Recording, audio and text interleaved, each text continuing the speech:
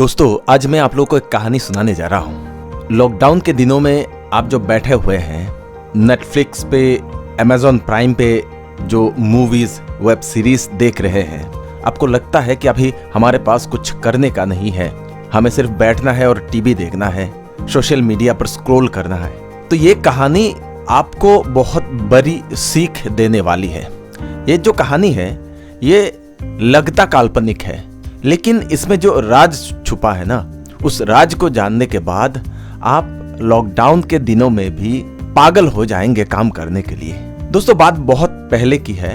एक गांव में बहुत सारे किसान रहते थे और खेती बाड़ी करके वो लोग अपना गुजारा कर लेते थे। खेती बाड़ी शुरू करने से पहले हर साल ब्राह्मण को बुलाया जाता था और गांव में क्या अच्छा होगा, क्या बुरा होगा, इन सब के बारे में वो लोग ब्राह्मण से सुनते थे। तो इस साल ब्राह्मण देवता आए, गांव के बारे में देखा, मनन किया, फिर एक अशुभ, अविश्वसनीय एक बात उन्होंने बोल दिया कि अगले 12 साल तक यहाँ पर बारिश नहीं होने वाली है। गांव वाले सभी परेशान। ब्राह्मण देवता जो है वो कभी झूठ नहीं बोलते, अगर वो बोल रहे हैं तो कुछ तो गड़बड़ है।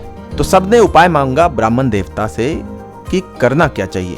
ब्राह्मण देवता ने रास्ता दिखाया कि आप लोगों को स्वर्ग के रास्ते निकलना है, वहां पर इंद्रदेव है, उनसे विनती करना है और कुछ नहीं। सभी राजी हो गए और सभी चले इंद्रदेव की वहां पर रिक्वेस्ट करने के लिए, विनती करने के लिए। काफी दिनों के बाद वहां पर जाकर पहुंचने के बाद इंद्रदेव से रिक्वेस्ट करने लगे कि प्रभु, बिना बारिश के तो हम खेती बाड़ी नहीं कर पाएंगे और हम भूखे मर जाएंगे, कृपा करें हम पर।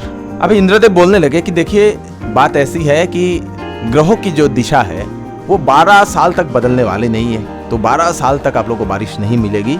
सारे गांव वाले बहुत परेशान, दुखी, रिक्वेस्ट करने लगे, बार बार विनती करने लगे, उनके पैरों पर गिरे।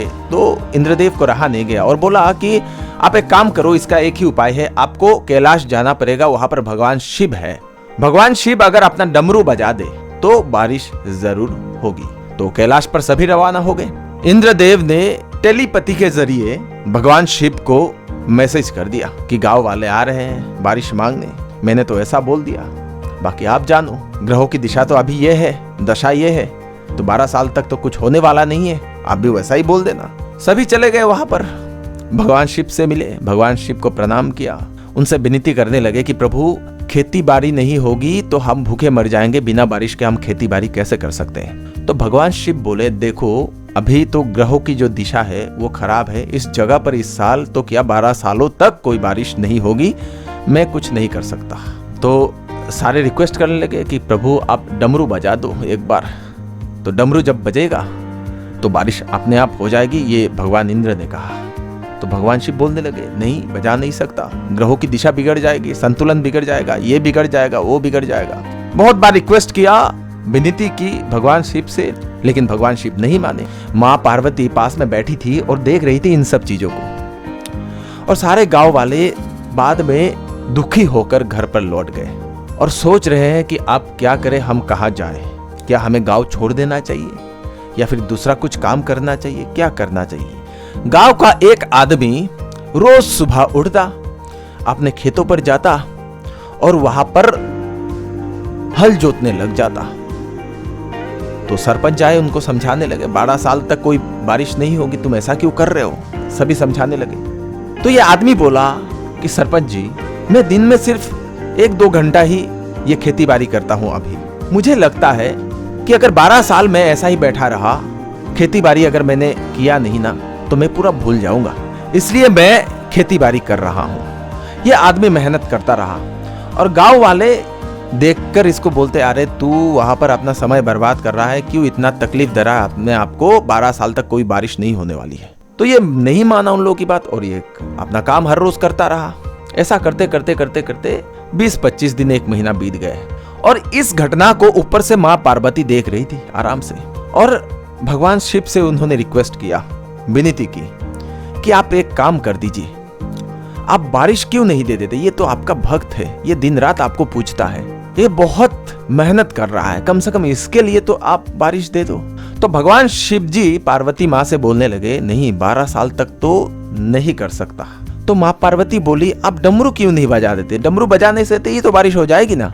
तो भगवान शिव बोले, नहीं, ग्रहों की दिशा बिगड़ जाएगी, ये बिगड़ जाएगी, वो बिगड़ जाएगी, नहीं हो सकता।